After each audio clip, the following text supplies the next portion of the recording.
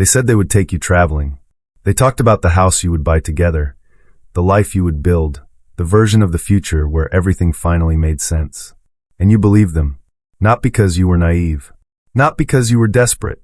But because the way they described it, the detail, the warmth, the certainty, it felt like a promise that had already been made real just by being spoken out loud. That feeling is not an accident. It is a tactic. And in this video, we are going to decode exactly what it is, why covert narcissists use it, and what it does to you psychologically, so that you can finally stop wondering why the future they painted never arrived. Future faking is when a person makes promises about the future, grand ones, specific ones, emotionally loaded ones, with no genuine intention of keeping them. The promises are not casual. They are not vague. A future faker does not say maybe someday. They say next spring we will go. They say once I sort this out, we will move forward. They say I've been thinking about us, and I want to change. And they say it with conviction. With eye contact. With the kind of quiet seriousness that makes you feel chosen. This is what separates future faking from ordinary disappointment. Ordinary disappointment is when someone means it, but fails. Future faking is when the promise was never real to begin with. It was a tool, deployed at exactly the moment it was needed. To understand why a covert narcissist future fakes, you need to understand what they are actually managing in any given moment. A covert narcissist is always managing a gap. The gap between what you are about to do and what they need you to do. If you are pulling away, they need to pull you back. If you are losing hope, they need to restore it. If you are starting to ask difficult questions, they need to redirect your attention towards something that feels more promising than the present. The future is the perfect tool for this, because the future is unverifiable. You cannot hold the future up against what is actually happening right now.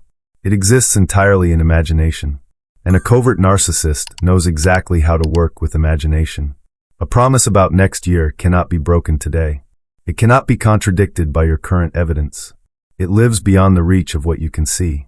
And so, every time reality becomes too uncomfortable, they redirect you forward. When things settle down, we will.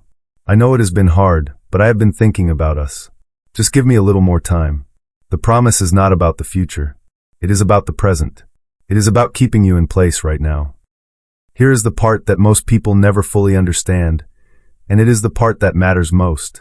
Future faking does not just disappoint you when the future fails to arrive. It changes how you experience the present.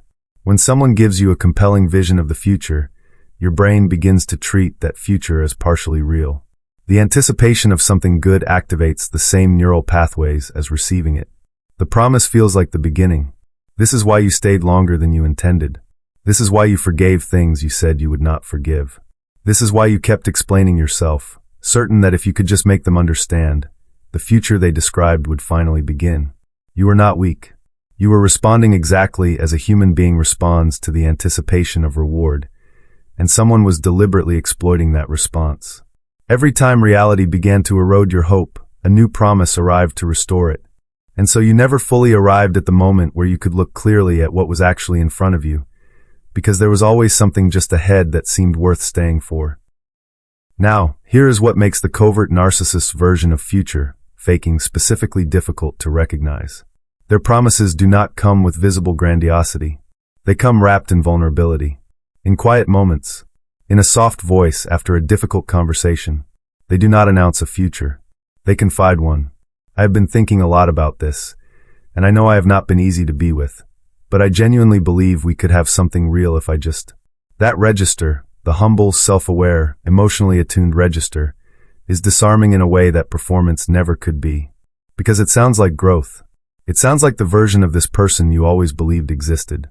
The one who, if they could just get out of their own way, might actually become what they seem to be reaching for. And so you do not put your guard up. You lean in. You meet their vulnerability with yours. And that moment of openness is exactly when the dynamic tightens its grip. Future faking does not happen once. It happens in a cycle. Something in the present becomes untenable. You raise a concern. You begin to withdraw. A promise arrives, specific, emotionally calibrated, time to address exactly what you raised. You stabilize. The promise does its work. The immediate problem recedes because it has been reframed as temporary. And then, the future does not arrive. Time passes. The promise fades without being formally withdrawn. It simply stops being mentioned. If you raise it, it is met with confusion or irritation or a new promise. And the cycle begins again. What makes this so genuinely disorienting is that there is never a clear moment of being lied to. No confrontation you can point to. The promise was made. It simply did not happen. And so the question you are left with is not, were they lying? It is, am I wrong to expect it? That question, that self-doubt, is not a side effect of future faking. It is the point. So how do you begin to recognize this pattern from inside it? The first thing to look at is not the promises. It is the timing. Ask yourself, when do the promises arrive? If they arrive consistently at moments of tension, when you are pulling away, when you have raised a concern, that pattern is information. A genuine intention does not wait for a crisis to announce itself. The second thing is the direction of travel. Not where they say you are going, but where you have actually been. Is the life they describe getting closer, or are you in the same place you were when they first painted it? And the third, the most important, is to notice what you are doing while you wait. Are you adjusting your expectations? Reducing your needs? Staying in a situation you would have left if not for the promise that things are about to change? If the answer is yes, then the promise is not preparing you for a future. It is managing you in the present. If this is the pattern you have been living inside, I want you to hear this clearly. The hope you felt was real.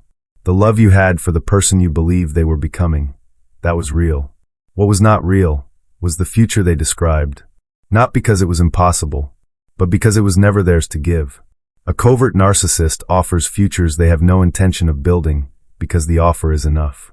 The promise does the work that the actual change would have required. Recognizing this does not collapse everything. It does not mean nothing was genuine. It means very specifically that the future being offered was a mechanism. And seeing a mechanism clearly is the beginning of your way out.